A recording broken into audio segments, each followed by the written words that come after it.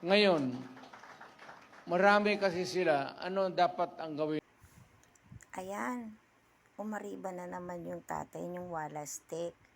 Tatay ninyo dako sali dyan. Mariba na naman.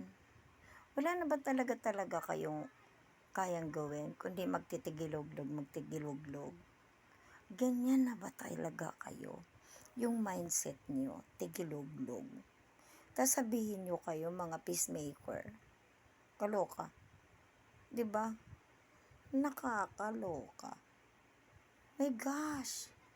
Pumapalakpak pa kayo At eto, alam ko naman ang mga moment ninyo Sasabihin nyo na naman, hindi na nasanay sa joke ng Tatay Diggs nyo.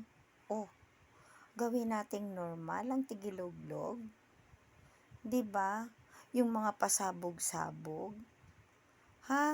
Yun ba yung gusto nyo? To have like that? Yung ganyan ang setup ng Philippines? Gosh! Tao pa ba kayo? O mga demonyong nagkatawang tao? Sus Marisip Santissima. Ito ba ang iiwan ninyo sa susunod na henerasyon? Yung mga anak ninyo, normal na lang ang tumiguloglog? 'Di ba? Kawawa naman kayo, guys. Mga DDS supporters. Most of you, hindi naman lahat. Think. Ito na lang ba yung kaya ninyo? I-normalize ang pagtigiloglog? Papalakpakan ninyo yung tatay-tatay ninyo? Diyos ko. 'Di ba?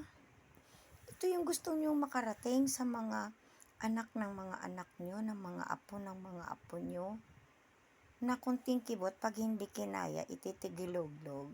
Tapos pag ending, magde-deny. So, paano natin malalaman kailan nagsasabi ng totoo ang digong nyo? Kung kailan nagjo-joke? Wala namang problema kung joker siya. Idi sa comedy bar siya punta. Hindi sa panggobyernong upuan. Mag-comedy bar siya. Ma-apply siya kay Vice Ganda. Baka doon kayo magtawanan. Doon kayo mag-joke-jokean. Diba? Akala ko ba peacemaker? Diba? Tapos maisog. Walang alam kung hindi tumigiloglog. Nagawa na nga maging normalize ang pagmumura sa social media. 'Di ba? Nasanay na nga, kumopya na nga ako Oo. Wala trending. Minamahal nyo nga si Digong. Walastik kong magmura. Dapat mahalin nyo din ako pag nagmumura ako. Yan tayo. DDS. Wake up.